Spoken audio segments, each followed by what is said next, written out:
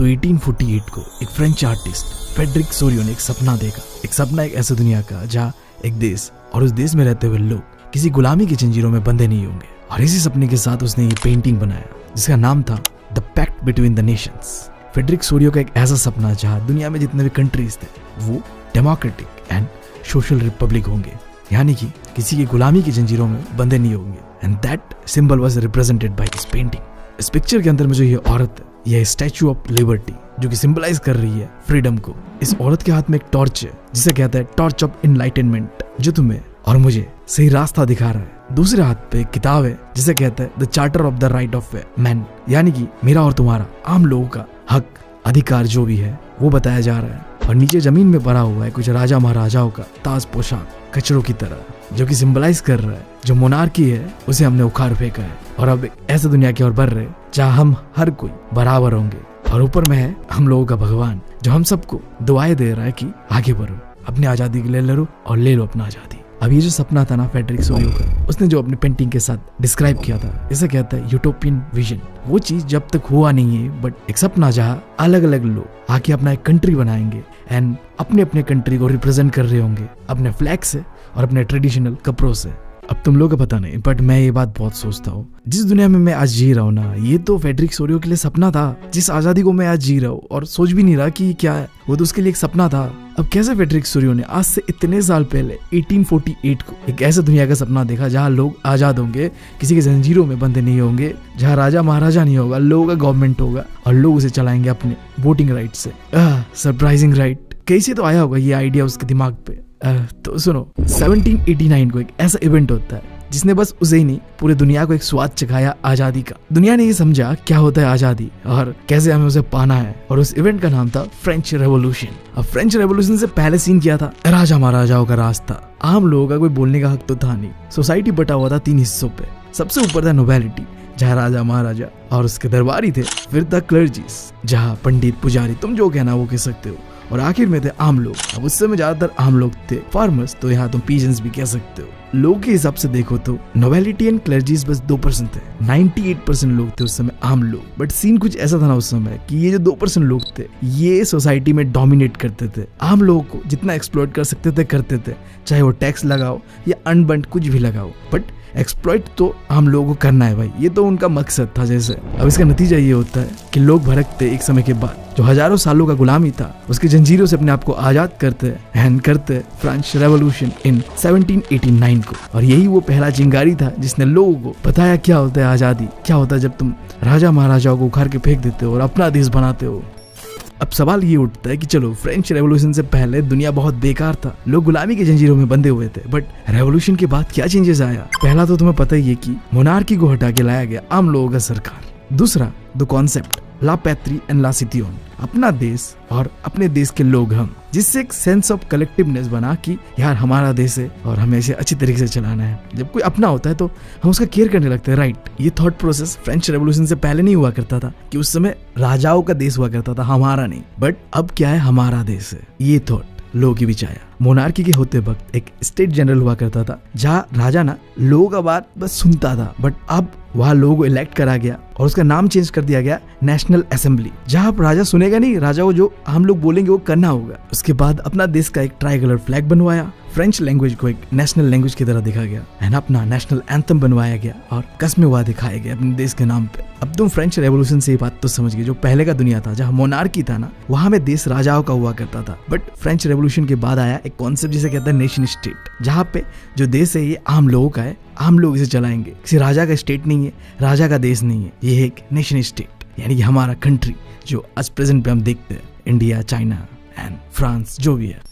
अब एक रेवोल्यूशन के कारण फ्रांस के आम लोगों को आजादी तो मिल चुका था, बट इस आजादी को उन्होंने अपना बाप का माल समझकर जो मन चाहे वो कर रहे थे। राजा हट चुका था, बट अब देश को कौन चलाएगा। इस दौर पे सब आपस में लड़ मर रहे थे, पूरा फ्रांस आग में जल रहा था। और इसी वक्त एंट्री होता है नेपोलियन बोनापार्टे का। पांडे जी का लड़का फ्रांस में क्या कर रहा है, ओके मुझसे गलती हुआ, नेपोलियन बोनापार्ट एक आम लड़का जो कि बनता है एम्परर ऑफ फ्रांस। ऐसे ऐसे चेंजेस फ्रांस के अंदर पे उसने इम्पोज किया जिससे फ्रांस एक पावरफुल एम्पायर बन गया। पूरे यूरोप के अंदर पे फ्रांस का एक अलग ही दबदबा बन चुका था। अब वो कैसा चेंजेस नेपोलियन ने लाया था वो देखते हैं। जो भी चेंजेस नेपोलियन ने लाया था ना उसे कहता है सिविल कोड ऑफ 1804 या फिर नेपोलियनिक कोड, क्योंकि इसे नेपोलियन ने लाया था, राइट। पहला चीज ये था कि अब कानून के मामले पे हर कोई बराबर होगा। पहले क्या होता था, जो राजा के खास थे उन्हें स्पेशल प्रिविलेज मिलता था और आम लोगों को एक्सप्लॉइट किया जाता था, राइट। बट अब वो चीज हट चुका था। दूसरा, राइट टू प्रॉपर्टी जैसी चीजों को ध्यान दिया गया कि आम लोगों के पास हक है कि अपने पास अपना प्रॉपर्टी रहे, क्योंकि पहले क्या होता था, फ्यूडल लॉर्ड्स होते थे, उनके पास प्रॉपर्टीज होता था और लोग जाके उनके वहां काम करते थे। और इसी से अगला चेंज फ्यूडल सिस्टम को भी हटा दिया गया। देखो इंडिया में जमींदारी सिस्टम होता है ना, एग्जैक्ट वैसी था वहां पे, जहाँ पे एक फ्यूडल लॉर्ड होगा जिसके अंडर पे जाके जो किसान काम करेंगे एंड देन उसे पैसा मिलता था। बट एक्सप्लॉइट किया जाता था किसानों के साथ, जो भी काम करते थे वहां पे उन लोगों के साथ। तो ये सिस्टम को भी हटा दिया गया। एंड इसके बाद जो एडमिनिस्ट्रेटिव सिस्टम था कि कैसे देश को चलाना है नहीं चलाना है, इस चीज को भी नेपोलियन ने आसान कर दिया था। क्योंकि देखो नेपोलियन एक पढ़ा लिखा इंसान था, उसे पता था कि कैसे देश को चलाना है नहीं चलाना है। और जब तुम एक पढ़े लिखे आदमी को देश का दारोमदार संभाल देते हो तो वो सही तरीके से देश को संभालेगा, राइट। एंड आखिरी चीज, गिल्ड रिस्ट्रिक्शंस को हटा दिया गया। देखो गिल्ड क्या था कि एक ग्रुप ऑफ बिजनेसमैन थे, ट्रेडर्स थे, जो कि राजा के खास थे ना, बस उन्हें ही ट्रेड करने का अलाउ मिला हुआ था। बट नेपोलियन के आने के बाद ये चीज हटा दिया गया कि जिसको जो ट्रेड करना है आगे करो। अब ये सारे चेंजेस जो कि फ्रांस के अंदर पे नेपोलियन ने इम्पोज किया था ना यार, इससे सिर्फ फ्रांस के लोग ही इंप्रेस नहीं थे, पूरा यूरोप इंप्रेस था। नेपोलियन ने अपना आइडिया, जो भी उसका थॉट प्रोसेस था, पूरे यूरोप पे फैलाया, लोगों को वाकिफ करवाया कि भाई देखो आजादी ऐसा होता है और ऐसे जीना होता है जिंदगी। और ये चीज देखते हुए पूरे यूरोप के आम लोग नेपोलियन को वेलकम कर रहे थे कि हमारे देश पे आइए और हमें भी आजादी दिलाइए। मतलब नेपोलियन से जितना हो सका उतना उसने इस नेशन स्टेट का आइडिया को पूरे यूरोप के अंदर पे फैलाया और लोगों को भी बहुत पसंद आया ये चीज, नेपोलियन का रूल और नेशन स्टेट का आइडिया। बट एक दिक्कत था यार, हर कोई परफेक्ट नहीं होता, राइट। नेपोलियन के अंदर भी कुछ खामियां थी। कह सकते हो थोड़ा बहुत नेपोलियन सन की इंसान था। वो आम लोगों के लिए तो मसीहा था, बट उसके खिलाफ जो बोलता था ना उसको दिक्कत आता था। पॉलिटिकल फ्रीडम ना के बराबर था, कोई कुछ बोल नहीं सकता था नेपोलियन के खिलाफ। और क्योंकि नेपोलियन ने ये बात सोच लिया था कि अपने देश को मैं डेवलप करके रहूंगा, इस चक्कर में उसने टैक्सेस भी बहुत बढ़ा दिया था। क्योंकि तुम्हें पता है कि देश को चलाने के लिए क्या चाहिए, टैक्स। इसके बिना देश चलेगा नहीं। तीसरा चीज, सेंसरशिप इंपोज कर दिया। मतलब मेरे खिलाफ कोई कुछ बोल नहीं पाएगा, ना ही कोई न्यूज, ना ही कोई बात अनबन, कुछ भी नहीं। और आखिरी, क्योंकि उस समय नेपोलियन यूरोपियन कंट्रीज को आजाद करने के लिए निकला हुआ था, हर किसी को आजादी का स्वाद चखाना चाहता था। इस चक्कर में वो यूरोप के जितने भी कंट्रीज था ना, सबके साथ वॉर पे लगा हुआ था और अपने लोगों को वो फोर्स कर रहा था कि आर्मी में भर्ती हो जाओ। अब अगर तुम नेपोलियन की इन चीजों को इग्नोर कर दो तो बाकी पूरा यूरोप नेपोलियन से बहुत मोटिवेटेड था, बहुत ही इंस्पायर्ड था। जो भी नेपोलियन ने आइडिया को प्रमोट किया था नेशन स्टेट का, यूरोप के आम लोग यही चाहते थे कि भाई हमें भी अपना नेशन स्टेट चाहिए, आजादी चाहिए। बट एक दिक्कत था, फ्रांस के अंदर पे नेशन स्टेट बन पाया क्योंकि फ्रांस के लोगों का लैंग्वेज सेम था, कल्चर सेम था, आइडेंटिटी सेम था। बट ये चीज रेस्ट ऑफ द यूरोप के साथ नहीं था। एग्जांपल के लिए तुम ले लो हैब्सबर्ग एम्पायर का, जहाँ के लोगों का कल्चर भी सेम नहीं था, लैंग्वेज भी सेम नहीं था और आइडेंटिटी भी सेम नहीं था, सब अलग अलग थे। अब सवाल ये उठता है कि जब पूरा यूरोप बटा हुआ है अलग अलग चीजों में, तो नेशनलिज्म यानी नेशन स्टेट का जो फीलिंग है वो कैसे आया उनके बीच, कैसे ये जो आज के देश थे वो बने। इसके लिए तुम्हें अगेन समझना पड़ेगा क्या था सोशल स्ट्रक्चर उस समय यूरोप का। यूरोपियन सोसाइटी बटा हुआ था अमीर और गरीबी में। अमीर लोग थे जिसे कहते हैं एरिस्टोक्रेसी, जो गरीब लोग थे मोस्टली पीजेंट्स थे। जैसे मैंने बताया कि एरिस्टोक्रेसी के पास पैसा बहुत था, पावर बहुत था, बट वो पॉपुलेशन के हिसाब से बहुत कम थे। और वही पे जो पीजेंट्स थे ना वो गरीब थे, पावर नहीं था सोसाइटी के अंदर पे उनका, बट पॉपुलेशन के हिसाब से वो बहुत ज्यादा थे। बट मैंने बताया कि ये फ्रांस नहीं था जहाँ पे कल्चर आइडेंटिटी सब सेम था कि आम लोग उठेंगे और अपना देश बनाने के लिए लड़ पड़ेंगे। पूरे यूरोप में ये सीन नहीं था। बट उस समय पूरे यूरोप के अंदर पे हो रहा था इंडस्ट्रियल रेवोल्यूशन। अब इस इंडस्ट्रियल रेवोल्यूशन ने एक नया सोसाइटी को जन्म दिया जिसे कहते हैं द न्यू मिडिल क्लास। ये ना ही अमीर लोग थे ना ही गरीब लोग थे, बट ये एजुकेटेड लोग थे, mostly businessman, industrialist and professors थे। अब ये ना नेपोलियन का जो आइडिया है नेशन स्टेट का, नेशनलिज्म का, उससे बहुत मोटिवेटेड थे, इंस्पायर्ड थे। बट इन्होंने एक चीज और जोड़ दिया इसके साथ, हमें एक नेशन स्टेट चाहिए बट वहां पे लिबर्टी भी चाहिए। लिबर्टी यानी कि आजादी। अब ये नेशन स्टेट यानी नेशनलिज्म और लिबर्टी से बना एक कॉन्सेप्ट जिसे कहता है लिबरल नेशनलिज्म। तो अब आगे इस चैप्टर के अंदर में अगर कहीं भी तुमने देखा लिबरल नेशनलिज्म, इसका मतलब ये है मिडिल क्लास लोग जो नेपोलियन का आइडिया को सपोर्ट तो करते थे, बट हाँ उन्हें नेशन स्टेट के साथ साथ आजादी भी चाहिए था, जो कि नेपोलियन के आने के बाद थोड़ा बहुत आजादी तो नहीं था भाई, ठीक है, वो थोड़ा खड़ूस था। तो अब ये सवाल उठता है, चलो मिडिल क्लास लोगों ने एक नया थॉट प्रोसेस डेवलप किया जिसे कहता है लिबरल नेशनलिज्म। अब ये एग्जैक्टली क्या था, क्या चीज को लेकर लिबरल नेशनलिज्म स्टैंड कर रहा था। जितने भी लोग ये लिबरल नेशनलिज्म का आइडिया को फॉलो कर रहे थे ना, वो फ्रीडम ऑफ इंडिविजुअल, आम लोगों का जो हक है ना, उसको लेके बात कर रहे थे कि कानून के मामले पे हम सब एक होना चाहिए। किसी को कोई स्पेशल प्रिविलेज मिलना नहीं चाहिए, क्योंकि ये लोग ना वो लोग थे जो हमें मिडिल क्लास लोग। तुम अपना सोच के देखो, तुम्हें कोई आज तक स्पेशल ट्रीटमेंट मिला है? नहीं मिला है ना, नहीं मुझे मिला है। बट जो अमीर लोग होते हैं ना, उन्हें मिलता है यार, कहीं भी चला जाओ तुम स्पेशल ट्रीटमेंट मिलता है। बट आम लोग जो मिडिल क्लास लोग हैं भाई, उनके साथ ऐसा नहीं होता। और वो चाहते हैं कि एटलीस्ट हमारे साथ अगर स्पेशल ट्रीट ना हो तो बराबर ही तो चाहिए भाई, ना उनके साथ स्पेशल ट्रीटमेंट हो ना हमारे साथ हो। तो यही थॉट प्रोसेस था लिबरल नेशनलिज्म का। वो बात कर रहे थे पॉलिटिकल लिबरलिज्म का, वो बात कर रहे थे इकोनॉमिक लिबरलिज्म का। पॉलिटिकल लिबरलिज्म के अंदर में ये था कि पहला चीज तो एरिस्टोक्रेसी और उसका जो भी प्रिविलेजेस है इसे हटा दो। मैंने बताया तुम्हें कि एरिस्टोक्रेसी क्या है, जो राजा के खास लोग थे या अमीर लोग थे जिन्हें सोसाइटी के अंदर में स्पेशल प्रिविलेज मिलता है, वो हटा दो। एंड जो गवर्नमेंट बनेगा वो लोगों का गवर्नमेंट होगा, लोगों के द्वारा चुना जाएगा। फिर उन्होंने बात की इकोनॉमिक लिबर्टी का, जहां में फ्रीडम ऑफ मार्केट का बात किया कि भाई देखो, बिजनेस में ना गवर्नमेंट को मतलब इन्वॉल्व मत करो, हमारा बिजनेस है हम संभाल लेंगे। ये गवर्नमेंट जब उंगली करता है ना तो चीजें बिगड़ता है, अच्छा नहीं होता है। एंड दूसरा, टैक्सेस को हटा दो। एज ए मिडिल क्लास तुम क्या चाहते हो? टैक्सेस ना रहे, टैक्स कम से कम लगे, क्योंकि तुम्हें भी पता है, ये मुझे भी पता है कि इंडिया में भी सबसे ज्यादा टैक्स कौन देता है? एक मिडिल क्लास। तो तुम जब भी लिबरल नेशनलिज्म का बात आएगा ना, अपने तौर से सोच के देखो, तुम भी मिडिल क्लास हो, तुम्हारा जो थॉट प्रोसेस था उसका भी वही था। अब 1834 के कस्टम यूनियन बनाया गया जिसका नाम था ज़ुल्वरीन। ये कस्टम यूनियन वो जो इकोनॉमिक लिबर्टी का बात कर रहा था कि मार्केट फ्री होना चाहिए एंड टैक्सेस नहीं होना चाहिए, इसके ऊपर काम करता है, जिसका शुरुआत तो किया था प्रुशिया ने, एंड देन जो भी अदर जर्मन स्टेट्स थे उन्होंने भी ज्वाइन किया। पहला चीज तो इसने क्या किया, जो भी ट्रेड को लेके टैरिफ बैरियर्स लगा हुआ था ना, उसे हटा दिया। अब लोग आसानी से इधर उधर जाके अपना बिजनेस व्यापार कर सकते हैं। एंड सेकेंड, यूरोप के अंदर में उस समय लगभग अलग अलग 30 करेंसीज था, जिसे कमा कर 2 करेंसीज किया। एंड आखिरी चीज, बिजनेसेस को प्रमोट करने के लिए, पूरे यूरोप को एक साथ कनेक्ट करने के लिए रेलवे नेटवर्क्स को जोड़ा गया, क्योंकि तुम्हें पता है बिजनेस आसान हो जाता है जब रेलवे कनेक्टिविटी होता है, क्योंकि railway cheapest mode of transportation होता है। अब यहाँ तक तो जो लिबरल नेशनलिज्म का जो कहानी है वो अच्छा लग रहा है, बट यहाँ भी 2 खामियां था। इन लोगों ने औरतों का राइट्स के बारे में बिल्कुल बात नहीं किया, और साथ ही साथ इन लोगों ने ऐसे मेंस जिसके पास प्रॉपर्टीज नहीं था ना, उनके राइट्स के बारे में बात नहीं किया।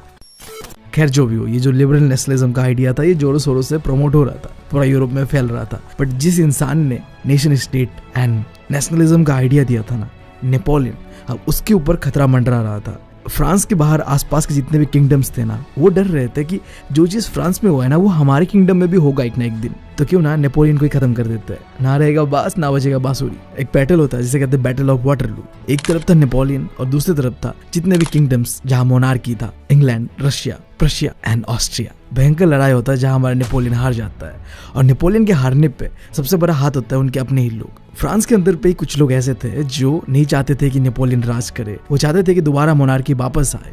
ये जो लोग थे जिनका माइंडसेट था कि मोनार्की वापस आ जाए, इन लोगों को कहते हैं कंजर्वेटिव। तो कुल मिला के वहां पे 2 गुट बना हुआ था। एक तरफ था रेवोल्यूशनरीज जो बदलाव चाहता था, बट दूसरी तरफ था कंजर्वेटिव जो राजा महाराजा को सपोर्ट करते थे।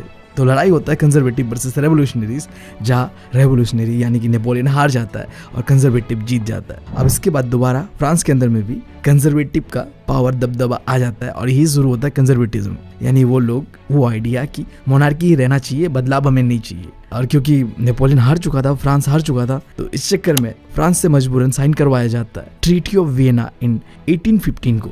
ड्यूक मैटरनिच, ऑस्ट्रिया का चांसलर, जिसने ये ट्रीटी ऑफ वियना को इंट्रोड्यूस करवाया एंड फ्रांस से साइन करवाया। इस ट्रीटी ऑफ वियना का मेन मकसद ये था कि जो भी चेंजेस नेपोलियन ने लाया था सुधारने के लिए फ्रांस को, वो सारे चीजें खत्म कर दिया जाए, जैसा फ्रांस पहले था मोनार्की उसे ही वापस लाया जाए। तो इस ट्रीटी ऑफ वियना के अंदर में सबसे पहला काम ये करा गया कि जो बर्बन डायनेस्टी था जिसे हटा दिया गया था फ्रांस रेवोल्यूशन के दौरान, उसे वापस लाया गया फ्रांस के अंदर पे।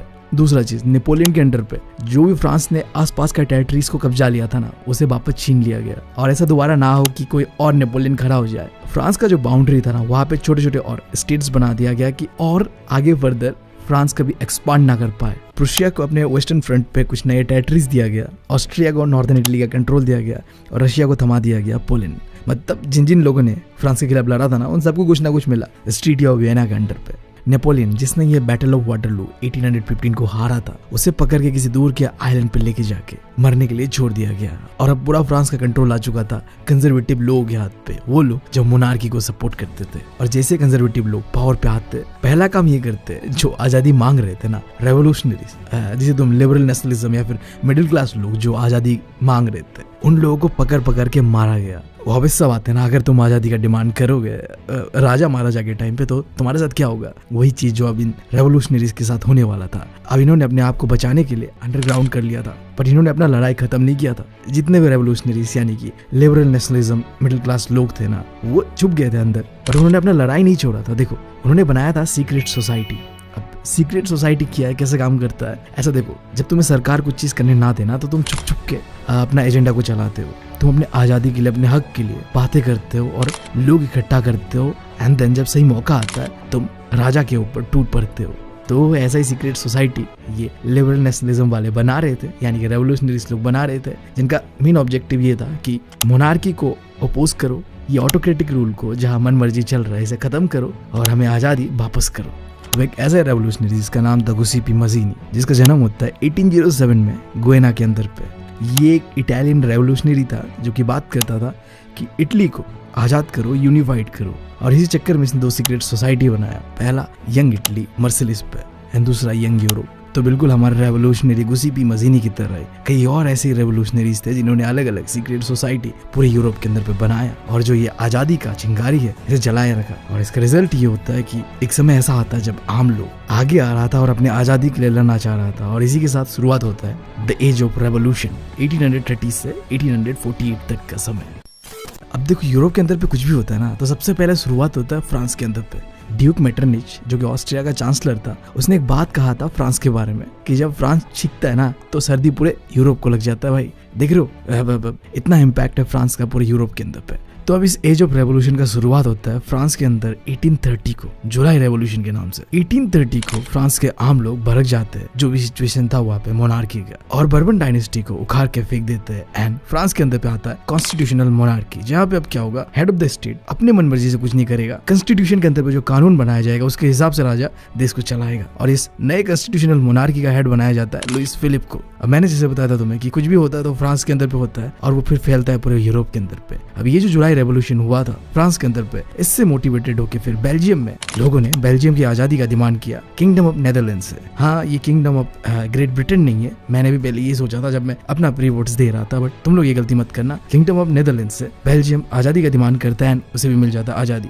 फिर ये जो चिंगारी है रेवोल्यूशन का, वो फैलता है जाके ग्रीस पे, द ग्रीक रेवोल्यूशन के नाम से। सो ग्रीस 15th सेंचुरी से ऑटोमन एम्पायर के अंडर पे था। देखो सीन क्या था कि ग्रीस एक क्रिश्चियन कंट्री है, जबकि ऑटोमन एम्पायर जो कि ग्रीस को रूल कर रहा था उस समय, वो था एक मुस्लिम कंट्री। तो ग्रीस के आम लोगों को कई सालों का गुलामी झेलना पड़ा ऑटोमन एम्पायर का। बट 1821 को आखिर फाइनली इंडिपेंडेंट का मांग उठा, लोग घर से बाहर निकले, स्ट्रगल कर रहे थे अपने आजादी के लिए, एंड उनको आजादी मिलता है 1832 को। ट्रीटी ऑफ कॉन्स्टेंटिनोपल साइन किया जाता है जब ऑटोमन एम्पायर कमजोर हो जाता है। यूरोपियन पावर्स और ग्रीस के आम लोगों की मदद से ऑटोमन एम्पायर से ग्रीस को आजाद कर दिया जाता है, एंड ग्रीस बन जाता है एक इंडिपेंडेंट कंट्री। अब इसके बाद एक ऐसा रेवोल्यूशन जो इन तीनों से थोड़ा अलग था, रोमांटिसिज्म। यहाँ में आम लोग घर से बाहर निकल के राजा के खिलाफ लड़ने नहीं चले गए थे, ये कुछ अलग तरीके का मूवमेंट था, ऐसे एक कल्चरल मूवमेंट कह सकते हो, जो लोगों के बीच एक देशभक्ति की भावना को जगा रहा था। मेनली जो romantic artist, poet and musician थे, ये लोग इस मूवमेंट को लीड कर रहे थे। और इन लोगों का मानना ये था ना कि तुम जो ये नेशनलिज्म का भावना है ना लोगों के बीच, ये जंग लड़के या किसी के टेरिटरीज को कब्जा करके नहीं करते, तुम ना आर्ट, कल्चर, म्यूजिक से भी लोगों के बीच एक जो नेशनलिज्म का फीलिंग है, एक्सप्रेशन है, ये ला सकते हो। मेनली यहाँ पे एक एग्जाम्पल दिया गया किताब के अंदर पे पोलैंड का। तो पोलैंड ना उस समय अलग अलग किंगडम के द्वारा रूल किया जाता था, जैसे कि रशिया, प्रुशिया एंड ऑस्ट्रिया। कई साल पोलैंड के आम लोगों ने अलग अलग किंगडम के अंदर पे अलग अलग तरीके से गुलामी झेला, बट एट लास्ट जो उनका लैंग्वेज था, पोलिश लैंग्वेज एंड म्यूजिक, उसने उनको एक रीजन दिया कि हमें यूनाइट होना है, अपना जो पोलिश कल्चर है उसे बचाने के लिए हमें लड़ना पड़ेगा, अपने देश को आजाद करना पड़ेगा, एंड लड़ते। अब अगला hunger, hardship and popular revolt. देखो 1830 का जो समय था ना यूरोप के अंदर पे, वो बहुत ही बुरा समय था। क्यों बुरा था? क्योंकि पॉपुलेशन बढ़ रहा था, लोगों के पास काम नहीं था, रोजगार नहीं था, अनएम्प्लॉयड थे, शहरों में ओवर क्राउड था, स्लम बन चुका था, खाने पीने की चीजों का दाम बढ़ रहा था, और खाने पीने की चीज जो थे वो शॉर्टेज भी था। यही कारण था कि जुलाई रेवोल्यूशन होता है 1830 को, जो कि आगे हमने देखा भी था, जिसके वजह से बर्बन डायनेस्टी को हटा के फेंक दिया जाता है, कॉन्स्टिट्यूशनल मोनार्की लाया जाता है, जहाँ लुइस फिलिप हेड बनता है। बट चीजें ना इसके बाद भी नहीं सुधरता है, तो फिर अब अगेन एक रिवोल्ट होता है 1848 को, और इस बार लुइस फिलिप को अपना देश छोड़ के भागना होता है, और फाइनली फ्रांस क्या बन जाता है, एक रिपब्लिक बन जाता है। यानी कि पूरी तरीके से इस बार मोनार्की को हटा दिया गया, क्योंकि मोनार्की चाहे तुम बदलाव कर लो, कुछ भी कर लो, ये सुधर नहीं रहा था। तो लोग गुस्सा थे, और लोगों का गुस्सा लुइस फिलिप के ऊपर आया, और लुइस फिलिप को अपना ही देश छोड़ के भागना पड़ा, एंड फाइनली फ्रांस बनता है फुल रिपब्लिक। यानी कि अब लोग रूल करेंगे, जो हेड ऑफ द स्टेट होगा। इससे पहले मोनार्की था, अब जो हम लोग चुनेंगे वही होगा हेड ऑफ द स्टेट। अब जैसे फ्रांस बनता है एक रिपब्लिक, 2 चेंजेस फ्रांस के अंदर पे इंट्रोड्यूस किया जाता है। पहला, जितने भी मेंस थे ना 21 के ऊपर वाले, उन सबको वोटिंग राइट दिया जाता है। एंड क्योंकि उस समय इकोनॉमिकली बहुत फ्रांस बुरे कंडीशन पे था, तो हर किसी को राइट टू वर्क जो है वो गारंटी किया जाता है कि भाई काम तो मिलेगा तुम सबको। अब इसके बाद रेवोल्यूशन ऑफ द लिबरल्स, ये जो चीज हुआ था ना 1848 को, कि लुइस फिलिप को हटा के पूरी तरीके से फ्रांस बन जाता है एक रिपब्लिक। ये चीज देख के पूरा यूरोप ऐसा कुछ चाहता था अपने कंट्रीज पे भी। तो उसी साल 1848 को जितने भी यूरोप के अलग अलग लोग थे ना, आम लोग, मेनली यहाँ पे क्या थे, लिबरल नेशनलिस्ट जो थे, मिडिल क्लास लोग, वो लोगों ने सीरीज ऑफ रेवोल्यूशन पूरे यूरोप के अंदर पे स्टार्ट किया। इन लिबरल मिडिल क्लास लोगों का डिमांड ये था कि हमें एक नेशन स्टेट चाहिए जो कि बेस होगा पार्लियामेंट्री प्रिंसिपल्स पे, एक कॉन्स्टिट्यूशन होगा जहां अगर राजा होता भी है तो उसके हिसाब से चलेगा, और दूसरा फ्रीडम ऑफ प्रेस, जो न्यूज आर्टिकल्स कुछ भी वो छापने का हक होना चाहिए, एंड फ्रीडम ऑफ एसोसिएशन, यानी कि जो ऑर्गेनाइजेशन ग्रुप इकट्ठा करना है कि कुछ भी होता है तो उसके खिलाफ प्रोटेस्ट करेंगे, जो कि राजा के समय पे, मोनार्की के समय पे अलाउ नहीं था, कि राजा के खिलाफ तुम कुछ कर नहीं सकते, कुछ बोल नहीं सकते, प्रोटेस्ट नहीं कर सकते, ये सारी चीजें नहीं होगा। अब हमें चलना एक ऐसे देश बना के जहाँ पार्लियामेंट्री प्रिंसिपल चलेगा, जो कि मैंने अभी बताया था, ये 3 चीजें वो होगा।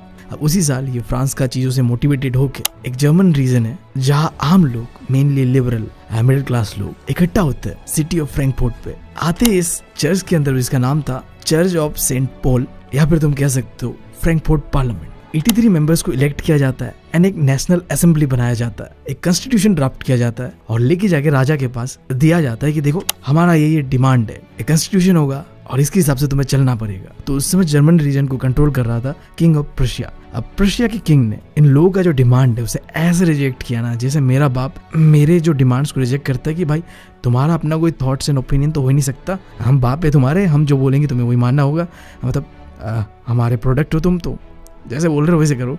तो आर्मी भिजवाया गया और इस फ्रैंकफर्ट पार्लियामेंट को बंद करवा दिया गया। जो भी इन लोगों का चुतियापा चल रहा था, इन सब को बंद करवा दिया गया कि भाई फालतू चीजें मत करो, दिमाग खराब हो रहा है, एंड ये जो भी मूवमेंट था ये खत्म कर दिया गया। अब देखो, ये रेवोल्यूशन के फेल होने के पीछे राजा का तो एक कारण था ही था कि राजा ने मना कर दिया था कि मुझे नहीं करना ये सब चेंजेस, बट इसके पीछे और 2 फ्लॉस था। पहला चीज, इस मूवमेंट में ना मेनली लिबरल मिडिल क्लास लोग तो थे, साथ साथ में ना आम लोग भी थे, पीजेंट्स, वर्कर्स, बट इन लोगों को इग्नोर किया गया, इनका डिमांड को सुना नहीं गया, जिसकी वजह से इन लोगों ने भी अपना हाथ सपोर्ट छोड़ दिया था। साथ साथ वुमेन्स को भी तुम देखो, ये जो पिक्चर है ना यहाँ पे तुम ऊपर में देखोगे वुमेन्स है जो कि बस एक ऑब्जर्व करने के लिए आए हुए, कोई अपना उनका हक नहीं था, राइट नहीं था, बस देखो आके जो भी है पार्लियामेंट बन रहा है एक नए तरीके से, बट तुम लोगों का कोई हक नहीं हो यहाँ पे बोलने का। बस देखो, ये 2 चीजों की वजह से कहा जाता है कि ये जो मोमेंट था वो सक्सेसफुल नहीं हुआ। बट देखो, ये जो चीज है सिर्फ जर्मनी के अंदर पे नहीं हो रहा था, अलग अलग जगह पे यूरोप पे हो रहा था कि लोग डिमांड कर रहे थे कुछ चेंजेस का। तो यहाँ पे एक साइकिल बन रहा था यूरोप के अंदर पे कि रेवोल्यूशन होगा फिर दबा देना, रेवोल्यूशन होगा फिर दबा देना। अब इन चीजों को कंट्रोल करने के लिए ना 1840 के बाद से मोनार्क जो थे ना, उन्होंने कुछ चेंजेस को इंट्रोड्यूस किया ताकि ये चीजें बंद हो या फिर एटलीस्ट रुक जाए। पहला चीज, जो सर्वडम या फिर बाउंड लेबर था ना, इसे हटा दिया गया जो कि पहले से चलते आ रहा था। एंड दूसरा चीज, हंगेरियंस को ऑटोनॉमी दिया गया हैब्सबर्ग एम्पायर से। अब बात करते हैं कि ये जर्मनी और इटली कैसे बना। अब तक जो हमने देखा था ना कि नेशन स्टेट बना था, वो आम लोगों ने, मेनली जो रेवोल्यूशनरीज कह लो या मिडिल क्लास लोग थे ना, वो आगे आए, उन्होंने स्ट्रगल किया और नेशन स्टेट उन्होंने बनाया। चाहे तुम बात कर लो फ्रांस का, बेल्जियम का या ग्रीस का। बट जर्मनी एंड इटली का केस अलग है। यहाँ में जो कंजर्वेटिव लोग थे, मेनली मोनार्की, वो आगे आता है एंड नेशन स्टेट बनाता है। जर्मनी कैसे यूनिफाइड हुआ या फिर एक नेशन स्टेट बना, उसका कहानी को समझते हैं। तो जर्मनी का यूनिफिकेशन में, या फिर तुम कह लो जो आज का जर्मनी है, इसके बनने पे एक बहुत इंपॉर्टेंट इंसान का हाथ है, ओटोमन बिस्मार्क। इसे आर्किटेक्ट ऑफ जर्मनी कहा जाता है, वो इंसान जिसने आज का मॉडर्न डे जो जर्मनी है उसे बनाया। अब ये बंदा पर्शियन आर्मी का चीफ मिनिस्टर था, जिसने 3 वॉर्स लड़ा लगभग 7 सालों तक, ऑस्ट्रिया के साथ, डेनमार्क के साथ एंड फ्रांस के साथ। एंड फाइनली जैसे पर्शियन आर्मी जीतता है ये तीनों वॉर, जो कि लगभग 7 साल चलता है, जर्मनी यूनिफाइड हो जाता है। जिसके बाद 1871 को केसर विलियम द फर्स्ट को बना दिया जाता है German emperor in the palace of Versailles. ये फोटो देख रहे हो, ये वही मेमोरेबल फोटो है जहाँ पे दिखाया गया कि किस तरीके से केसर विलियम द फर्स्ट को 1871 को बना दिया जाता है जर्मन एम्परर। और जैसे जर्मनी एक यूनिफाइड नेशन स्टेट बनता, इसका मेन फोकस था कि किस तरीके से अपने देश को मॉडर्नाइज करे, banking system, legal system and judiciary system को बेहतर करे, ताकि एक स्ट्रॉन्ग नेशन स्टेट के तौर पे उभर आए। एंड अब बात करते हैं यूनिफिकेशन ऑफ इटली का। 19th सेंचुरी पे इटली बटा हुआ था 7 स्टेट्स पे, और 7 स्टेट में से बस एक ऐसा स्टेट था, सर्डेनिया पिडमोंट, जो कि इटली का अपना प्रिंस रूल करता था। इसके अलावा बाकी जितने भी स्टेट थे 6 के 6 वो बाहर के पावर के द्वारा कंट्रोल में था। जो नॉर्दर्न हिस्सा था ना वो ऑस्ट्रियन एम्पायर के अंदर पे था, जो सेंट्रल वाला पार्ट था वहाँ पे पोप रूल कर रहा था, और जो नीचे में सदर्न रीजन जो था वो बर्बन किंग ऑफ स्पेन के कंट्रोल पे था। अब जो यूनिफिकेशन होता है इटली का, यहाँ पे 4 लोगों का बहुत इंपॉर्टेंट रोल होता है। पहला है गुसिपी मजीनी, दूसरा है प्राइम मिनिस्टर केबोर, तीसरा है गुसिपी गैरिबाल्डी एंड आखिरी है विक्टर एमनेंट II। शुरुआत होता है गुसिपी मजीनी से, जिसने एक सीक्रेट सोसाइटी बनाया था यंग इटली, जो कि बात करता था इटली को आजाद करने में, इटली को यूनाइटेड करने का। 1831 और 1848 को 2 रिवोल्ट होता है, आजादी का मांग उठता है, बट दोनों को दबा दिया जाता है। यानी कि गुसिपी मजीनी का जो आइडिया था ना यूनिफिकेशन ऑफ इटली का, वो फेल हो जाता है, रिवॉल्ट सक्सेसफुल नहीं होता है। तो अब ये दारोमदार की किस तरीके से इटली को यूनिफाइड करना है वो लेता है विक्टर एमनेंट II अपने हाथ पे, कि मैं करूंगा इटली को यूनिफाइड। देख रहे हो यहाँ भी अब कंजर्वेटिव लोगों ने नेशन स्टेट बनाने का जो है जिम्मेदारी अपने हाथ पे लिया। तो विक्टर एमनेंट II ने अपने प्राइम मिनिस्टर केबोर के ऊपर ये जिम्मेदारी दिया कि जाओ इटली को यूनिफाइड करो। अब अगर तुम्हें प्राइम मिनिस्टर केबोर के बारे में एक चीज नहीं पता तो जान लो, प्राइम मिनिस्टर केबोर ना इटालियन से ज्यादा फ्रांस अच्छा बोलता था, यानी कि फ्रांस के लोगों के साथ उसका अच्छा कनेक्शन था। तो उसने अपने अच्छा डिप्लोमेसी से फ्रांस का मदद लिया, जो कि उस समय फुल्ली रिपब्लिक स्टेट बन चुका था, एंड ऑस्ट्रियन एम्पायर को जो नॉर्दर्न इटली से भगा दिया। यानी कि तुम कह सकते हो प्राइम मिनिस्टर केबोर ने फ्रांस की मदद से नॉर्दर्न इटली को आजाद कर दिया था। अब आ जाओ सदर्न रीजन की और इटली का, जहाँ पे एक इंसान था गुसिपी गैरिबाल्डी, जिसने जो वहाँ के लोकल लोग थे उन्हें मोटिवेट किया आजादी के लिए, एंड जो इटालियन आर्मी था उसका सपोर्ट किया, एंड यहाँ का जो बर्बन किंग ऑफ स्पेन था ना उसे यहाँ से भगा दिया। तो कुल मिला के कह सकते हो गुसिपी गैरिबाल्डी की मदद से और इटालियन फोर्स की मदद से हमने सदर्न रीजन को भी आजाद कर दिया था। अब बचा था बस सेंट्रल रीजन, जो कि पोप रूल कर रहा था। अब पोप ने डर के मारे खुद ही सरेंडर कर दिया, एंड फाइनली इटली यूनिफाइड हो जाता है, और 1861 को विक्टर एमनेंट II को बना दिया जाता है किंग ऑफ यूनाइटेड इटली। अब किताब के अंदर एक बहुत ही फनी सा चीज दिया हुआ है यूनिफिकेशन ऑफ इटली के बारे में। हाँ ठीक है, इटली यूनिफाइड होता है, बट देखो आम लोगों का कंट्रीब्यूशन देखो। जब आम लोग विक्टर एमनेंट II को सपोर्ट कर रहे थे कि चलो बनाओ एक यूनाइटेड इटली, ये वो जो भी था, उन्हें पता ही नहीं था कि इटली क्या होता है, देश आज़ादी क्या होता है, कुछ होता है। वो लोग बहुत इलिटरेट थे उस समय, ठीक है, इटली के आम लोग। उन्हें ये लग रहा था कि विक्टर एमनेंट II के पत्नी को कोई उठा के लेके चला गया, तो हम बस उसे बचाने के लिए राजा का मदद कर रहे हैं, and that's good idea, okay bro, cool सही है। राजा की बीवी के लिए लड़ रहे थे और पता चला देसी बन गया। अब बात करते हैं कि ब्रिटेन कैसे बना। कहते हैं कि ना ब्रिटेन बहुत अजीब तरीके से बना था। यहाँ कोई आम लोगों का रेवोल्यूशन नहीं हुआ था जैसे कि पूरे यूरोप में हुआ था। इनफैक्ट 18th सेंचुरी से पहले तक तो ब्रिटेन नाम का कोई नेशन एग्जिस्ट तक नहीं करता था। ये जो रीजन था ना वो अलग अलग एथनिक ग्रुप पे डिवाइडेड था। इंग्लैंड के अंदर पे इंग्लिश लोग थे, वेल्स के अंदर पे वेलिश लोग थे, स्कॉटलैंड में स्कॉटिश लोग थे, एंड आयरलैंड में आयरिश लोग थे। सबका लैंग्वेज, कल्चर, एथनिसिटी सब अलग अलग था। बट आगे जाके क्या होता है ना, इंग्लैंड धीरे धीरे पावरफुल होता है एंड वेल्थ गेन करता है। जैसे कि तुम्हें पता ही है कि वो एक महान कॉलोनाइजर था। 1688 को मोनार्की से पावर आता है इंग्लिश पार्लियामेंट के पास, जिसके बाद एक एक्ट ऑफ यूनियन पास किया जाता है 1707 को, जिसके अंडर पे स्कॉटलैंड को मर्ज कर दिया जाता है इंग्लैंड के साथ और बनता है यूनाइटेड किंगडम। और यही चीज दोबारा दोहराया जाता है 1801 को, जहाँ पे आयरलैंड के अंदर पे डिवाइड एंड रूल चलता है रिलीजन के नाम पे, और आयरलैंड का एक छोटा सा हिस्सा जिसे नॉर्दर्न आयरलैंड के नाम से जानते हैं आज हम, इसे अपने साथ मिलाकर बनता है द ग्रेट ब्रिटेन। अब एक चीज तो कंफर्म हो गया था कि ये जो अंग्रेज लोग थे ना, इन्हें डिवाइड एंड रूल करना बहुत ही अच्छा लगता था। इन्होंने धर्म के नाम पे अपना जगह भी बनाया एंड हमारे देश को भी तोड़ के गए। खैर जो भी हो, आगे बढ़ते। आखिरी 2 टॉपिक। पहला है विजुअलाइजिंग द नेशन। अब नेशन स्टेट बना लिया था, यानी कि एक देश बना था। अब देश को कैसे हम देखेंगे, कैसे विजुअलाइज करेंगे। अब जैसे हमारा इंडिया है, हम इसे विजुअलाइज करते हैं एक फीमेल फिगर भारत माता के नाम से, राइट। अब इसे टेक्निकल टर्म पे कहते हैं एलेगरीज। अब फ्रांस का जो एलेगरी था ना, इसे कहते हैं मेरियाना, एंड जर्मनी का एलेगरी को कहते हैं जर्मेनिया। इसके ऊपर कई सारे डिटेल्स है ये पिक्चर के ऊपर, जिसके ऊपर हो सके तो मैं पिक्चर बेस्ड क्वेश्चंस लाऊंगा, तब दिखा दूंगा। आखिरी टॉपिक देखते हैं, नेशनलिज्म एंड इम्पेरियलिज्म। अब देखो जैसे जैसे 19th सेंचुरी खत्म होते जा रहा था ना, ये जो नेशनलिज्म का आइडिया था ना, अब वो कन्वर्ट हो रहा था इम्पेरियलिज्म में। इम्पेरियलिज्म का क्या मतलब है, अगर नहीं पता तो बता दो। जब एक कंट्री कोशिश करता है कि अपना पावर को बढ़ाए और दूसरों का टेरिटरी को कब्जा करे और उसे अपना कॉलोनी बनाए। जैसे अंग्रेजों ने 7 समुंदर पार से आके हमें अपना कॉलोनी बनाया था, गुलाम बनाया था। That is the best example of imperialism. अब ऐसा ही एक केस हमें इस किताब के अंदर पे देखना है, बाल्कन स्टेट्स का। 19th सेंचुरी से पहले का जो बाल्कन रीजन था ना, ये ऑटोमन एम्पायर के अंदर पे था। बट जैसे ही 19th सेंचुरी पे ऑटोमन एम्पायर कमजोर होता है, बाल्कन स्टेट्स को अपना ऑटोनॉमी मिलता है। बट ये सारे बाल्कन स्टेट ना इतना चूतिए थे। आजादी लेने के बाद अब ये आपस में लड़ रहे थे, अपना बाउंड्रीज को लेके बढ़ना चाहते थे, फैलना चाहते थे, यानी कि जो एम्पेरियलिज्म का जो आइडिया था इनके सर पे चढ़ गया था। और जब ये कॉन्फ्लिक्ट पे उंगली करता है बड़े बड़े European powers like Britain, France, Russia, तो इसी से शुरुआत होता है फर्स्ट वर्ल्ड वॉर का। एंड तुम्हें पता है ये फर्स्ट वर्ल्ड वॉर के बाद दुनिया का नतीजा क्या होता है। तो यही था इस चैप्टर का अंत। हमने जान लिया कि कैसे यूरोप के अंदर पे नेशनलिज्म का भावना जगा। शुरुआत किया था हमने फ्रांस रेवोल्यूशन से, कैसे पहला स्टेट फ्रांस बनता है एक नेशन स्टेट, एंड आखिर में हमने देखा बाल्कन स्टेट को और ग्रेट ब्रिटेन का बारे में भी जाना। आई होप तुम लोगों को पसंद आया होगा ये वीडियो। अगर पसंद आया तो चैनल को सब्सक्राइब कर लो। वीडियो बनाते बनाते भाई साहब ढंग चल जा रहा है, सही मैं बता रहा हूँ। चैनल को सब्सक्राइब कर लो, वीडियो को लाइक कर दो, और हो सके तो अपने दोस्तों के साथ ये वीडियो शेयर कर दो, क्योंकि तुम लोगों का सपोर्ट का मुझे बहुत ज्यादा जरूरत है। इसी के साथ मैं लेता हूँ तुम लोगों से अलविदा। Thank you, love you all. और हाँ, एक चीज मैं बताना भूल गया, अगर तुम्हें फनी कंटेंट देखना पसंद है तो मेरा एक चैनल है द सिबलिंग्स के नाम से, हो सके तो उसे भी सब्सक्राइब कर लेना।